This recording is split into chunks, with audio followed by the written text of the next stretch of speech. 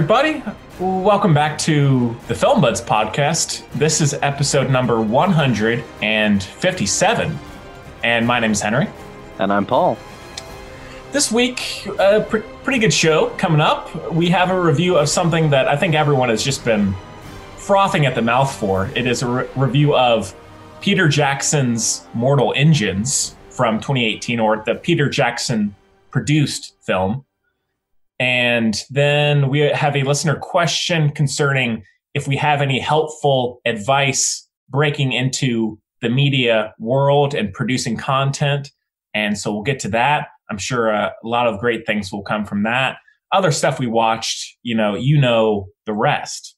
So thanks again for joining us, Paul. It's great to see you, man. How you doing? It's great to see you too, man. Nice. I'm doing all right. It's been kind of a weird week. We're one day after the inauguration, which is great. But I had like some sort of issues with my parents' health kind of over the weekend, and It was like it's been quite the week. But sorry to hear that. Yeah, but hey, things happen, and you got to move along. And at least there's the movies. Yeah, it's for sure. How's school going? School is going all right. I'm in a couple in-person classes, but I think I said last week, I'm feeling fairly safe, all considering, and all of that is keeping me quite busy. And then, doing interviews for the Music Buds, which is going pretty well, and have some exciting ones coming up. Working at the coffee shop, this local coffee shop that I've been at for a while, and the inauguration thankfully went was uneventful. So to speak. So that was good. That was almost painfully uneventful, really. I mean, yeah. So that, that's, I guess it's on to the next thing, but yeah, doing all right, all considering. So yeah. Not too much else to mention, really. I think the only thing is, if you didn't catch the last episode, we do have a new bonus show up at the filmbuds.bandcamp.com, where all of most of our bonus shows are at, which is on Disney live action films like Pete's Dragon, Christopher Robin, Beauty and the Beast, and a few others. Nutcracker in the Four Realms. Yes, and Alice Through the Looking Glass. So that was a great show, and you can get that for just a $1 donation, so not too bad there. Mm-hmm. Yeah. Well, Paul, if I'm ready to talk about Mortal Engines. Yeah, sure. Let's talk about Mortal Engines. All right. And it turns out we have a clip this time around. I think Paul's got it. So take a listen.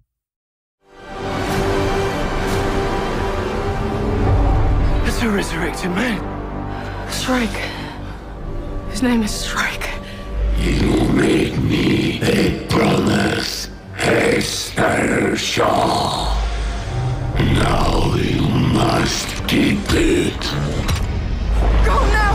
Run! Mortal Engines came out in 2018, and it's directed by Christian Rivers. It stars Hera Hilmar, Robert Sheehan, Hugo Weaving. I don't know her. It's the lady who plays Anna Fang. It's just a single name, like Gia.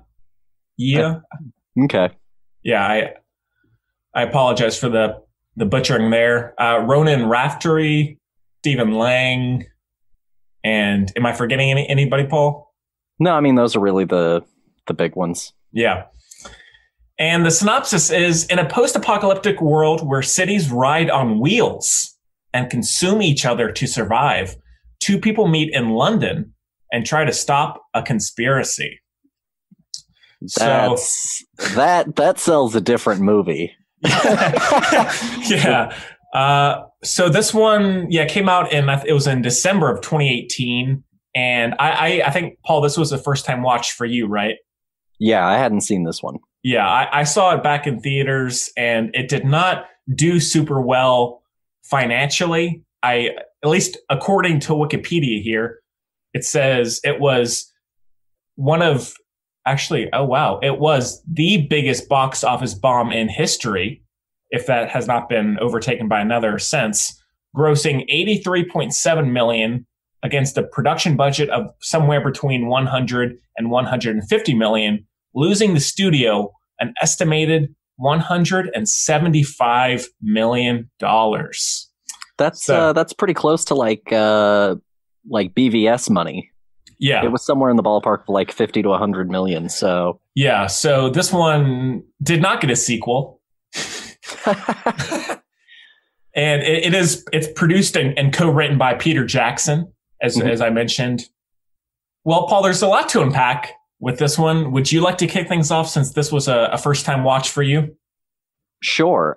So it's based on a series of books, and I am also not familiar with the books. So if anyone listening is, and you would like to, I don't know, throw in whether like you have an opinion. Well, I should say I have read the first book. Okay, so you have read the first book. Yes. I haven't read them. I know that it's not just Pete Jackson that wrote it, but it's his usual cohort of writing partners. So it's him, yes. Fran Walsh, and Philippa Boyens. Christian Rivers, for those who may not know, has been a long time fixture at Weta. He was a part of the visual effects department back on like the first Lord of the Rings films. He was a second unit director and on set more in like the Hobbit films. He's a little bit almost of like a Pete Jackson protege, which is an interesting mentor. And you know what? This film feels just like that. You know, it feels like a Peter Jackson movie that was helmed by Peter Jackson's protege. It's almost a little bit like Jurassic Park 3, you know, the protege of Joe Johnston doing a Spielberg impression. And that's, I guess, not a bad thing, but like it definitely feels like it hits all of the notes of a Lord of the Rings film, of an Avatar. You know, it really feels like this strange pastiche amalgam of like all of their stuff, plus some of the stuff from the books, plus a little bit of Star Wars. Mad Max. Yeah, you know, it feels like a real amalgam of a lot of stuff that I'm not sure ever really, even though some stuff is good, it never really feels like put together at the end. Yeah. And also talking about Mad Max, it is done by, the music is by Junkie XL, who did Terminator Dark Fate recently that we talked about. And he did, Mad Max and the Batman part of Batman versus Superman. Yeah. Mm-hmm. So this movie, I agree with that. I kind of secretly, I don't think it's a masterpiece. I secretly kind of love it, though. It's so weird and off in its own world that I really appreciate it and find it refreshing in that way. I love the moving cities concept and the visuals of that. I think watching a city literally consume another is really cool, and having it be that post-apocalyptic world. I love the lead character and the design of that character with the red mask or bandana and the coat. I think that design is great, and I like that the lead actor as well. And it is a mishmash of a lot of different things. And I kind of all the sequels that we get, I kind of wish this one would get one. I'm just curious to see what would be next. And I think that there is potential for interesting stories in this world. But no, overall, I do think it is solid. And you know, I'm sure it's a film that we could, you know, criticize a lot or nitpick, but I don't know. It's kind of interesting in its own weirdness. No, for sure. I think I was talking with my wife earlier about it, and I feel like it's just a little bit of more, a little bit more weirdness away from being like a sort of Fifth Element kind of thing. You know, where it could easily end up getting this following that like really is into it. I think it needs to just be like a little bit weirder, but I really think that there are like some good elements to it. You're right. It is super well conceived. I mean, the visuals of it are probably kind of like with Nutcracker and the Four Realms. The visuals of it are probably one of the strongest, if not the strongest elements of the film. Yeah. Everything looks really good. I mean, there are a few shots that are a little janky, but like what movie doesn't have those? Especially when you have, you know, this much visual effect in your film. Yeah. No, I really liked it. I guess it's a weird movie for me because it's kind of in that same sort of place, I guess, as kind of Nutcracker and the Four Realms, where I think that some of the stuff is sort of great in it, but also it just never really quite hits greatness. Like it needed some sort of something in it. And it's kind of hard for me to put my finger exactly on what it needed to do, but it just feels unfocused. Yeah. Like, I feel like a lot of really great pieces are there. I love, my favorite character, actually, of the whole thing was Shrike. Yeah. The android played by Stephen Lang. I loved his look. I loved his ethos. I loved the sort of dogged pursuer. You know, it's a great character type, that kind of Terminator-esque, you know, murderous robot that also still has something resembling compassion in it. Yeah. The voice as well. The voice. Okay, so to be fair, even though I enjoyed the character, the voice was a little heavy for me until they finally, right at the end, like, you know, when he's, I guess, spoiler alert, dying of heartbreak. That's the only explanation I have for how he died. It's like how Padme died. It's like they died of a broken heart. It's lame. And so they really bring down sort of the modulation on his voice in that moment, and that's probably the part where his voice is at its best. But when the movie starts with that voice, I was like, oh, this is like Lord of the Rings narration, but in a garbage disposal. I was like, this is a lot. So bold choice, way to start. Because, you know, Hugo Weaving's right there. What an insult. He could have narrated this thing easily. Yeah. Or it could have been Tom, you know, it could have been one of our historian characters, but they were like, no, we're going to use the weird modulated voice. It's going to get the audience's attention right up start. Talk about a character that once upon a time would have been played by Andy Serkis. Oh, yeah, for sure. But no, like, you know, it's apparently like his first, Christian Rivers, this is apparently like his first full film, and it feels it. Does that make sense? Yeah. No, I agree. I don't think it's a bad first film. I've seen a lot worse, especially lately. But I don't know. I've had this weird experience like the last 2 or 3 movies that I've watched where it's like there's this... Oh my God, sorry about that. You're fine. There's like this weird element that I can't quite put my finger on that kind of like throws off the whole experience. And so like I was recently watching another movie, News of the World. Oh yeah. And I was really enjoying it, but I felt again like that was a movie that kind of had like this weird sequencing of events that it just sort of it kept it just that shy of crossing that next benchmark of quality for me. Yeah, that's fair. And I didn't realize that was a Paul Greengrass movie, right? Yeah. Yeah, that's pretty cool. Yeah, I agree. With the antagonist, I love that the design of that character and the look, and there's definitely that Terminator vibe to it. Like when he's coming out of the water, like there's that kind of, you know, very Terminator-esque feeling. And I do really like there's the sequence where Hester Shaw tries to kill Hugo Weaving, and I love that chase, like in the underground kind of belly of the city. Also, some visuals. I like the almost like caterpillar mobile home that they encounter, you know, where it's like pieces of terrain as the body of the vehicle or home, whatever you want to call it. And then also I do really like, again, I can't pronounce her name correctly right now, but the outlaw lady who they meet. Anna Fong. Yes. Yes. She's great. Hey, I mean, I would love to get a prequel spinoff series with her, right, Paul? I mean, honestly, I guess out of all of my leads, she was one of the ones that I found a little bit more interesting. Truthfully, I think one of the things that threw me for this movie was that I found a lot more of the secondary and sometimes even tertiary characters more compelling than some of my leads. Yeah, like I thought the main guy was kind of bland. Yeah, and it's funny because I love Tom, the guy that plays Tom is also in Umbrella Academy as Klaus. And I think that he does a great job in Umbrella Academy. I really enjoy his character. I think that he kills that. He finds a lot of humor and a lot of heart in a junkie story that could easily end up being too much of one or the other.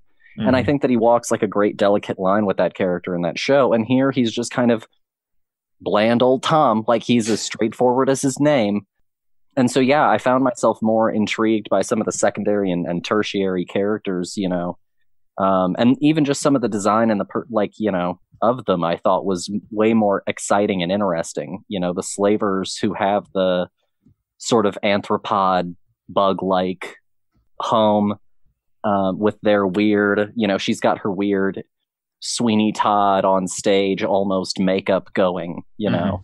And he's got his weird steampunk train conductor vibes. And I really enjoyed that. I liked the guy who was one of the dwarves from The Hobbit as the slaver with the sort of Trumpian wig and the sequin suit. I thought that was great. Mark Hadlow, I think is his name.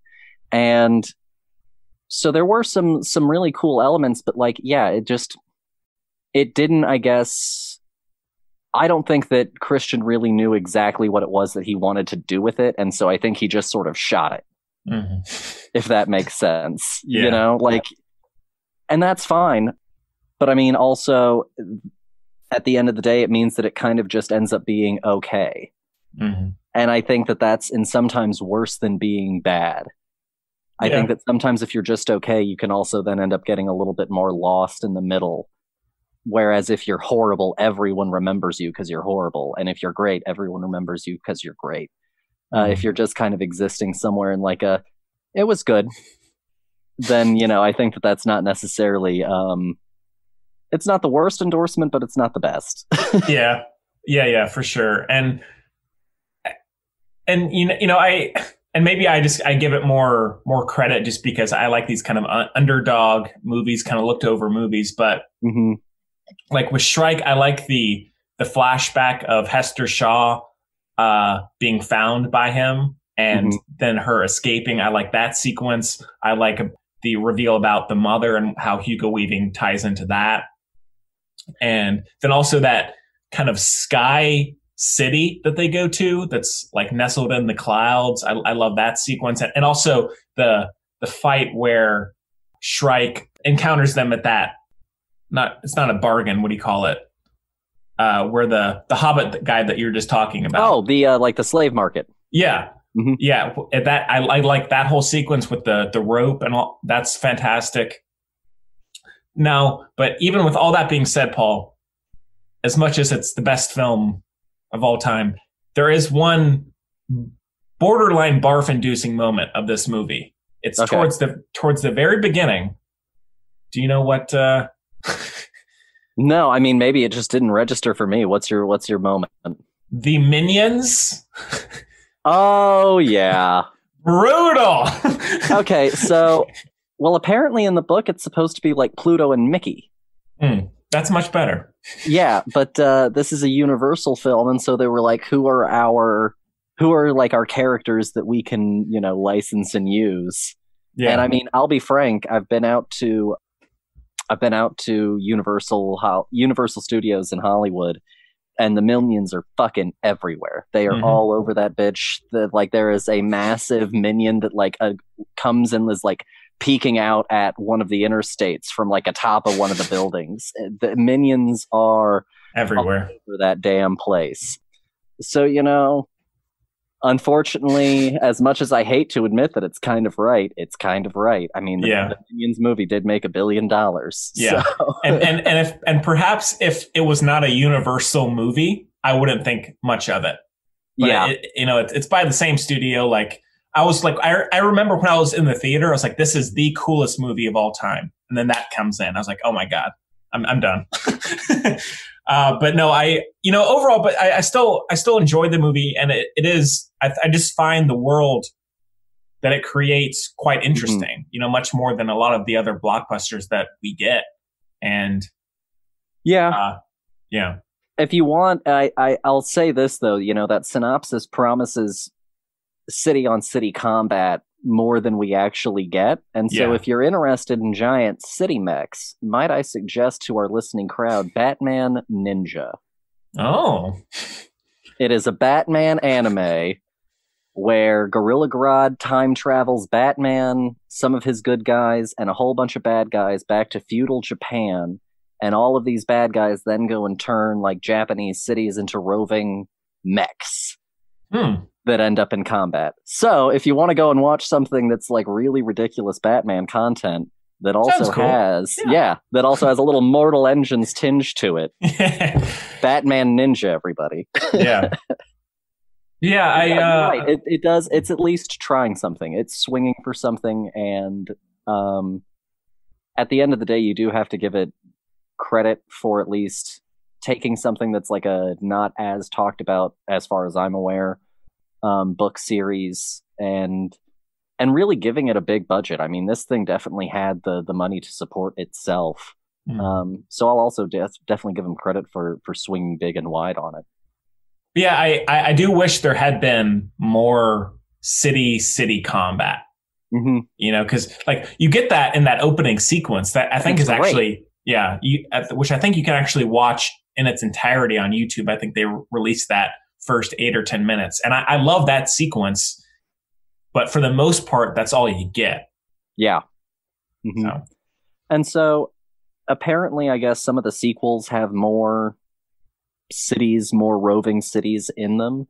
Honestly, I couldn't at times help but feel like maybe a TV series would have been better suited to this. I know that they probably wouldn't have had the budget, but who knows? Maybe that would have made them get a little bit more creative in how they kind of achieved some of this. You know, sometimes it's good to have a little bit of restraint in there, you know. So who knows? I Lord of the Rings is, you know, kind of this like fantasy before humans were here, the way that we understand them version of Europe. And at least with Lord of the Rings, you have enough knowledge of like ghouls and goblins and magic that like that I think is a little bit easier to sort of get into. Whereas there were definitely times with this where I felt like it was so bogged in information and world and lore that I was like, what the fuck is like, what does any of this mean? You know? Yeah. You know, like, and the one guy, you know, Mark Hadlow throws out like 3 different terms that are meant to be like colloquialisms to call like what kind of slaves, you know, Hester and Tom are going to be. And I was like, I'm sure this would mean a lot more if I really understood kind of like a little bit more about what this world was. And so it's ambitious as hell. But I think that, yeah, one of the things that also gave it a little bit of distance for audience members at large was like, I don't know what half this shit is, you know. I am all seeing it for the first time. And the truth is people just have a really hard time with that right now. Audiences just aren't necessarily like willing to go try it, and if it doesn't necessarily work out, you know, still go in droves and maybe give it a second shot, you know. Yeah, I agree. It is impressive what they pack in to a 2-hour film. You know, it's not like, you know, 2 hours and 45 minutes like a lot of blockbusters are now. So it does pack in a lot of world building within that runtime. But I agree, like looking at, you know, Mad Max Fury Road, like when I saw that, I hadn't seen the previous ones, but that world is laid out so simply, so cleanly, and so cleanly that you don't need any real background. You get it, you know, quite quickly. And with this, it's a little too complicated to pull that off in the time that it has. As I was watching it, I was like, this is what people who didn't read the Harry Potter books were feeling when they hit movie 5. Yeah. I was like, I should have read the fucking book. Like, that was one of the thoughts that I had as I watched the movie. I was just like, damn, I should have read the book, you know? Yeah.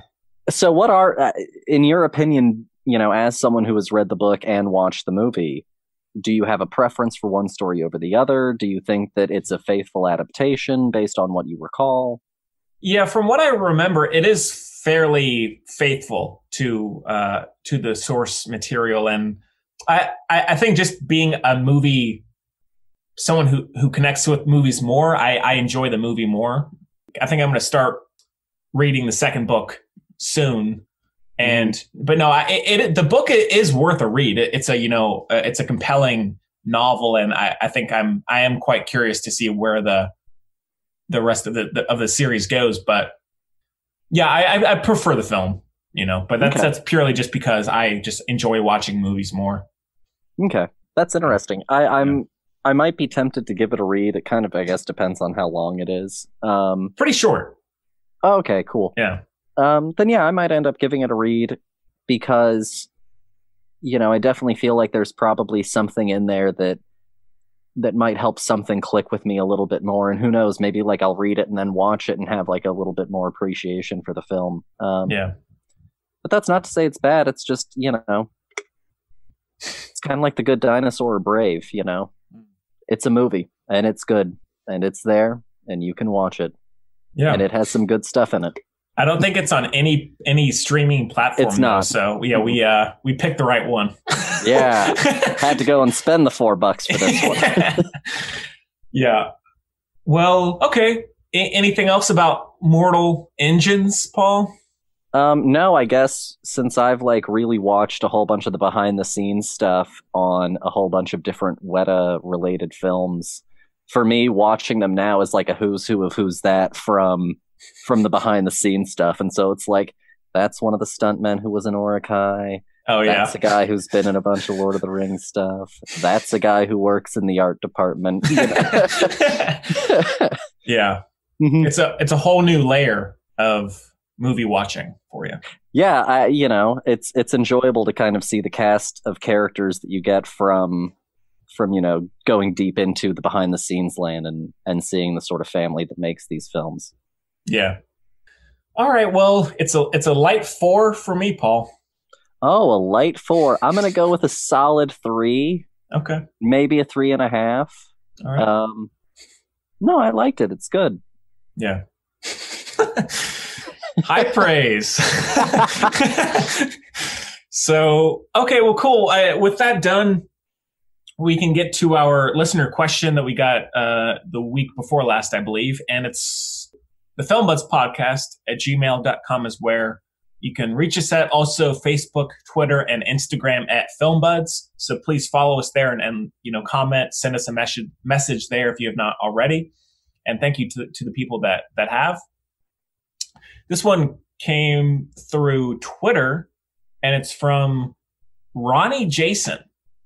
And they say, "Dear Paul and Henry, it's fun listening to the Film Buds during my work commutes most weekdays." That's pretty cool. Yeah. Currently, I'm not in the media industry, although it's one thing I would like to end up in, producing things.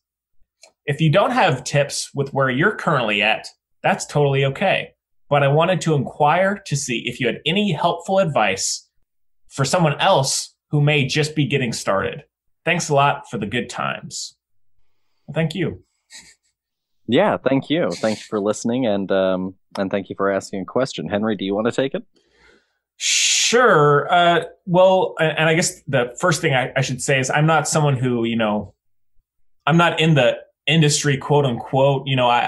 As I said, I work at a coffee shop, so this isn't something I do for a living at this point, maybe one day. But I think, I was talking to a composer a few months ago on the Music Buds, and one quote that he said, it was from someone else, but he said that the best camera is the one that you have with you. And mm-hmm. I think that really speaks true, especially to producing things, because, whether it's you're wanting to make movies, music, write books, whatever, go ahead and start doing it and make it. I think with how things are now and technology evolving as quickly as it is, and it becoming easier and easier to get high quality technology and equipment, people, I think, are kind of saying, oh, wait, I'm going to wait until I can get that good equipment before I start making something, so that way I can stand out. But in reality, the content is what's most important, in whatever way. And so, if you're wanting to produce things, whether it's for a living or just as a hobby, at least I personally would admire someone who went ahead and made something, even if the technical quality was not that good, as opposed to someone saying, I have this great idea. I'm going to wait a year so I can get the best equipment so it'll really pop, And so it's like, okay, so you're going to do it, but is that actually going to happen? And so I really appreciate someone, especially in this day and age when, things are quite isolated and disconnected, of just making the content, because again, the content will speak for itself, whether it's, a $2,000 camera or a $10 one, an iPhone, or I can't necessarily speak to like getting jobs just because, for the most part, I kind of treat this as a full-time job, but it's not something I'm living off of at the moment. But yeah, so my suggestion, if you're wanting to just produce things, is go ahead and do it. So that's going to be the only way that you get noticed. Exactly, yeah. And now, Paul, you, as opposed to me, you've spent more time in like actual like paid jobs in the industry than I have. So I'm sure you have some other perspectives, perhaps. Well, I don't really, I guess, have any paid job experience. I did do an internship for a little while out in LA. I did the whole. Oh, I see. Okay. Thing. I went, so like, I guess a little personal journey time. Please. I graduated out of college. I went to LA. I hadn't done any internships. I didn't really have any connections beyond the person that I had gone out there with. And I really just kind of tried to hit the ground running. And, the LA scene can certainly be a tough, if you can hit it the right way at the right time, have some connections and stuff like that, it's a really great thing. But it can also be really tough, I mean, it took me months to finally land an internship. And it was an unpaid internship at a tiny little studio that I'm not even sure exists anymore, Reverse Engineering Studios. Shout out, if you know. And they were like, on the Fox lot, and that was cool. But like, I didn't even end up actually doing any of my intern work at the Fox lot. I was sitting at home on a laptop reading scripts and giving feedback. I was writing coverage. Right. So, you don't have to go to any particular city. And that was something that I recently talked about on Sane Show in pre-interview with someone that we recently talked to. She's a model and she's been in Star Wars and stuff like that. And she's intentionally gone to places where she stands out. She's a very tall, dark black woman. And so she's intentionally gone to places that she sort of stands out, markets that she stands out. And she knows people who have gone to markets where they stand out. To intentionally then be sort of more inquired about just because they stand out. Gotcha. And there's no one set way to get into this. I'm not getting paid for anything that I'm doing right now on Film Buds. I'm not getting paid for anything that I'm doing over at Sane Show and Sane Media. But things are growing and it's partially about networking. It's partially about contacting people. It's a difficult nut to crack, but the truth is you just have to kind of start. You have to figure out what it is that you're passionate about and what story it is that you can actually tell. Everyone always says start with what you know. And that doesn't mean that you have to literally tell the story of you, the person doing whatever it is that you're doing right now, but what situation can you put you in that creates that same sort of essence of a response that resonates the same sort of way that you know it. So like you'd really, like Henry said, just have to kind of start doing it. There's no right and wrong way into it, but it's a tough business. And it's never been tougher. Podcasts are proliferating. Video content on YouTube is everywhere. TikTok is everywhere. And part of it is also riding social media trends. And so really, the kind of blunt, hard truth of it is that you just kind of have to get after it. You got to hustle, and you got to hustle hard. Because unfortunately, exactly like Henry said, there's never going to be a right time. There's never going to be a right moment. You just have to hit the pavement. And take every opportunity that you can. Yeah, exactly. Because you never know which one is going to lead to something. And reach out to all manner of people. One of the things that I honestly think that I did wrong in LA was that even though I was applying to jobs, I was not reaching out to enough people. I wasn't finding people on social media and LinkedIn who were in the industry and getting connected and building relationships, And you can also start looking at other markets. You can start, I'm not sure what kind of producer you want to be, dear Ronnie. But, if you want to get into music, go and start. If it's music production that you want to do, you got to go and start finding some musicians to start working with. If it's movie production that you want to do, you got to go and find some places. Or go and get into a newsroom, start in graphics, try and move your way into, a position where you're an associate producer, you know? There's no one set path. It's also largely based on you, your experiences, where you are, and you just gotta, ain't nothing to it but to do it, baby. Like, you just gotta get out there and and give it a swing, you know? Yeah. No, that's all good points. And, you know, I mean, looking at me, like, you know, I've been doing these shows for 3.5 years now. I'm not making money off it. I'm actually losing money.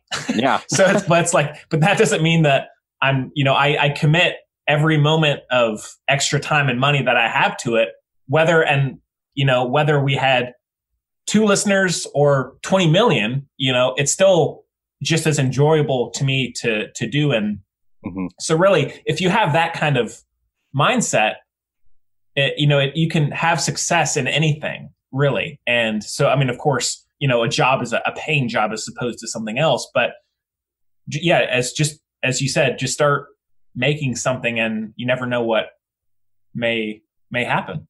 Yeah. And reach out, you know. Yeah. I reach out to countless people to try and come on to Sane Show. I hear back from almost none of them. Same here for Music Buds. But I hear back from some of them, and some of those people that I hear back from, you know, I get something from. I once was talking to someone about, like, you know, getting work in LA, and it's like, you apply to 100 jobs, you hear back from 50 of them, you interview at 25 of them, you get a second interview at 5 of them, you get hired at 1 of them. Right. You know, you've just got to, it's scattershot. Yeah. No, that's so true. And, you know, like thinking like with the Music Buds, the other podcast, you know, I only started interviewing back in August of last year. And a week before that, I hadn't had any thought as to try and do that. But then I said, hey, I'm going to reach out to this rock band that I like. And then they said yes, thankfully. And thanks so much to Potty Mouth for saying yes. But like, and then I've done it every single week since, you know? And as you were saying, I probably send out 20 emails a week to people, and I probably hear back from maybe 5. And then I get a few rejections, but then I also get acceptances from people I never thought in a million years would say yes to something like a podcast interview, you know, or something that I was doing. And so again, you never know. And that's what's kind of the exciting thing, because you just got to keep going with it, because, you know, there are people out there who want to give you a break and be like, hey, let's start something together, or bring you into a job or an organization, but you have to be there in order to get that. You know, you have to keep driving forward in order to be noticed. And so, but of course, you know, you always want to make sure, is this the thing that I actually want to be doing? So if you're going to commit to it because you really want to do it. Because if you're not fully in love with it, you're going to realize that at a certain point you made the wrong choice, probably, you know? And so just, you know, give it some thought, and whether it takes a month or 10 years, you know, you can get there. Yeah. And so, I mean, that's kind of the frustrating thing is with this kind of industry, you never know when something may come along. You know, some people, I mean, look at, like Billie Eilish, you know, she dropped some songs online, and now look at her. Yeah. But others, it may take 10, 20 years to get noticed, but you might as well try. Yeah. I mean, look at when we became aware of Christoph Waltz. Yeah, when exactly. Glorious Bastards was like, what, 2009, 2010? Yeah. He was already, I think, into his 50s at that point, or at least his 40s. So, you know, he was not a spring chicken when he really, like, broke the fuck loose, at least in an American audience standpoint. And the only other thing that I would mention to Ronnie or any listener that wants to try this, you know, over at Sane Show, Cliff, the guy that I work with, once was talking about a piece of advice that he had gotten from someone. And it was, you know, you have to have a team. And the way that you find your team is by finding the people that you fuck with the most and working with them. And so, you know, it's not an isolated journey. Find people, make a network, keep at it, keep growing it, keep trying. And, you know, I can't promise you success. I will never promise you success, but please, Paul, come on. But I can promise you that if you keep trying at it, even if it never gets where you one day hoped it would do, or like what it would be, you'll always have good memories from that time. And, you know, at the end of the day, you'll be able to go to bed at night knowing that you are trying your hardest at the thing that you care about. And no one can take that from you. Yeah. And lastly, and it's almost like a cliched thing to say, but like in this kind of industry, even though I'm not, you know, fully in it as a career, you have to learn that you're going to be said no to a lot. Mm-hmm. You know, there's going to be a lot of rejection, but that doesn't mean that your work or you yourself are not worth it, you know, or not, you know, up to snuff. You just got to keep going, because for all, you know, those 10 no's, you might get one yes. Yeah. And that's like the coolest feeling in the world. The one yes always outweighs the 10 no's. Yeah. Like, and again, I'm not trying to go back to these interviews to plug them. I'm just, you know, talking about them, like getting an acceptance, like chatting over email with like the guy who did the music for Moneyball. Like that was the coolest thing in the world, you know, but before that I had 20 people say like, fuck you, Henry. Yeah. I'm not coming on your podcast, yeah. You know? And so like, but that made my year. I was like, oh my God, I have a new potential, new opportunity. And then the rest is history. So, yeah. So I hope that was helpful, Ronnie. Yes. If anybody else has advice that we can give out, please feel free to send it to us. And again, the filmbudspodcast@gmail.com is where you can reach us at. And so thanks again, Ronnie, for the question. Yeah. Just as a little quick anecdote about Please. How frustrating this whole thing can be. So using the alumni network of the college that Henry and I graduated from, I was able to get in touch with a writer. And we had managed to land this writer. They have written for Saturday Night Live, several sitcoms.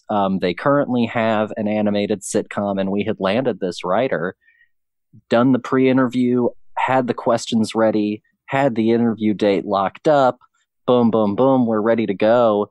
And, you know, last minute, they decided to go and run this interview up the flagpole at the studio that they worked for, and the studio's PR firm was like, no, you doing an interview right now is not a part of the PR for the show. So it's a big negatory. And we ended up losing like a huge get, a pretty well-connected guest.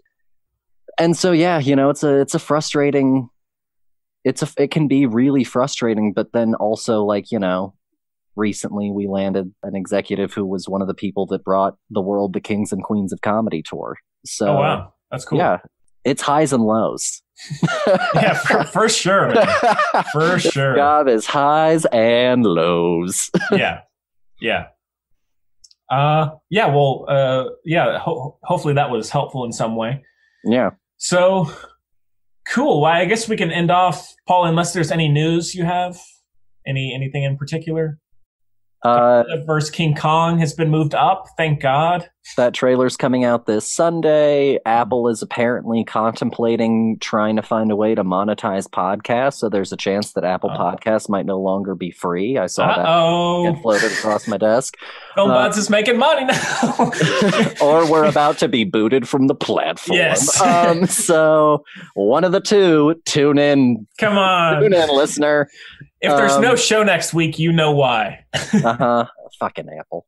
So, but no, I don't really have any like major news. That's kind of like all that's really going on that I can think of in terms of like impacting media news right now.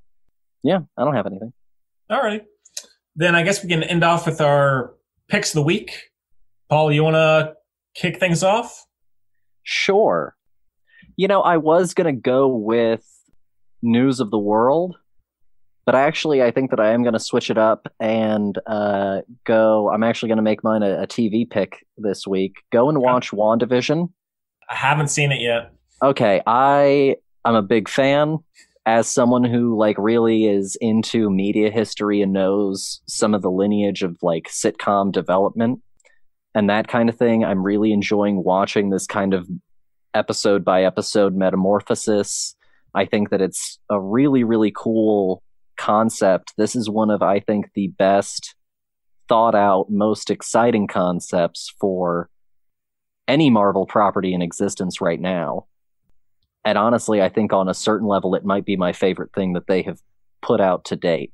Oh, wow. Just because it's trying something that I think is really, really fun and works great and is maybe one of the best Disney originals that they've put out on Plus so far. I think it smokes The Mandalorian. Mandalorian looks like a fucking child's play dream compared to WandaVision. So, no. And wait, are you saying that WandaVision is better than any of the Marvel films? I think TV it might shows? be, yeah. Okay. And I know that like it's hard to compare a TV show to a movie, but like they have committed in full to this concept, and I can't be more excited to see where it goes. It feels very almost Truman Show. Okay, cool. Mm-hmm. Yeah, I'm really excited to watch it. I just know it's going to be like I want to put 110% focus on it. So I got to be in the right place for it, but I'm looking forward to it. You know, you could just wait. I think it's like the first 2 episodes dropped last week, but then I think it's 1 a week for the next 8 weeks. Right. So, you know, you'll be done with school by the time that like all of it is there, and Ian could just sit down, crush it all, you know? Yeah, there you go. There you go. Be a hermit for like 4 hours and just, you know. Yeah, I can do that. Done that once or twice. Yeah. What's your pick of the week? So I'll mention there are a couple I didn't rewatch yet. I have rewatched basically the entire Pixar feature film catalog. Oh, wow. Okay. So I watched Toy Story 1, 2, and 3, all of which I love. Toy Story 4, which I like, don't love. Monsters, Inc., which is one of my favorite movies. Monsters University, which I really like. I love Mike Wazowski. Best guy. Cars 1, 2, and 3. I really like first Cars. I like Cars 3 a fair bit. 2 is brutal. Fucking Mater. Yeah. So much Larry the Cable Guy. Brutal. Too much Mater. Yes. What are some others? I didn't rewatch Up or Inside Out yet. Didn't feel like crying. No. Didn't rewatch Coco yet. There might be one more on there. Oh, Incredibles 1 and 2. I love the first one, and I enjoyed the second one a fair bit. It kind of gets better every time I watch it, and it looks amazing. The lighting is so good in that. It's shot like a pretty noir movie. Yeah, really good. I think that's it. Might be, running out of the films, yeah. So, yeah, that's been... And because the good thing is most of them are like an hour and a half, so you can just kind of burn through them. Mm-hmm. So that's been fun. Yeah, we watched, my wife and I, speaking of like, you know, quick movies, we watched News of the World, which isn't like terribly long. It's just shy of 2 hours. But then the next day, we ended up watching Stagecoach. Oh, yeah. Yeah, so, and that's a great one. That's one of my favorite Westerns. And that's a pretty quick, like hour and a half, hour 20, something like that. It's a quick movie. Yeah. I think that might be about it. Yeah. Yeah, not too much else. Now, is that one of your favorite Westerns in general, or is that just like a classic film that you enjoy? It's one of my favorite old Westerns. You know, it's 1939, so it's a little bit before like ratings and the code and stuff like that, where certain things can and can't be showed on screen. It's a really well done Western. There's a bunch of really, really poignant stuff about classism, and also a bunch of really still like relevant to right now themes. You know, there's this moment where there's this banker, this corrupt businessman who stole a bunch of money in one town and is trying to get to another town before like the phone lines or the telegraph lines are repaired.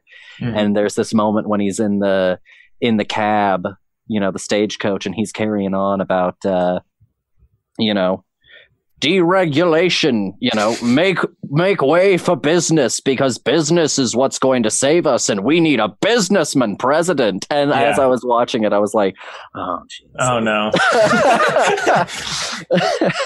Speaks so much. Yeah, you know, still very relevant all the way back from 1939. So, yeah, it's one of my favorite old school Westerns.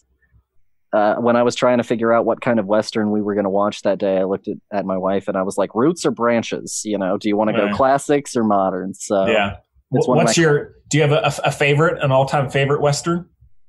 An all-time favorite Western. Lone Ranger?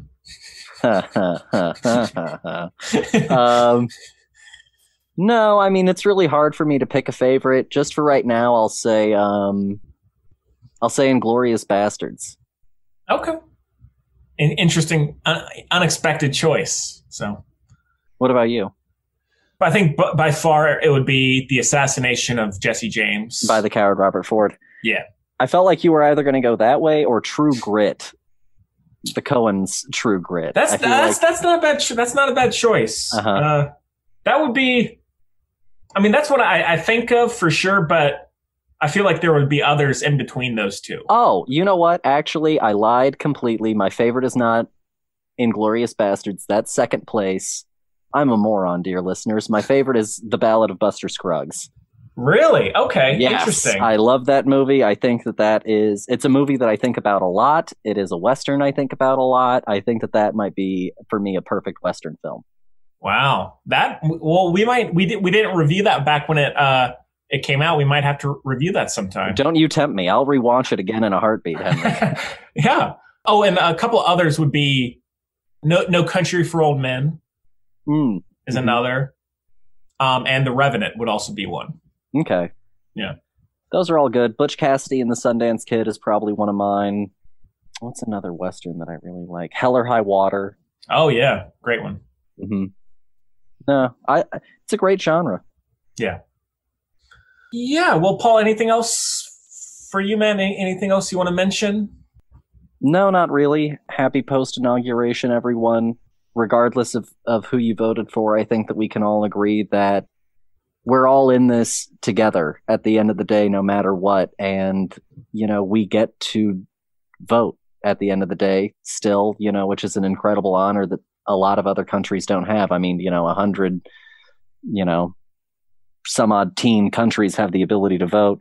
But when you think of the number of countries that are actually in the world, that's still kind of minute. So, regardless of who you voted for, let's all just kind of have a little, good nature moving forward, because this disease is not going anywhere. And a lot of the issues that face our nation aren't going anywhere.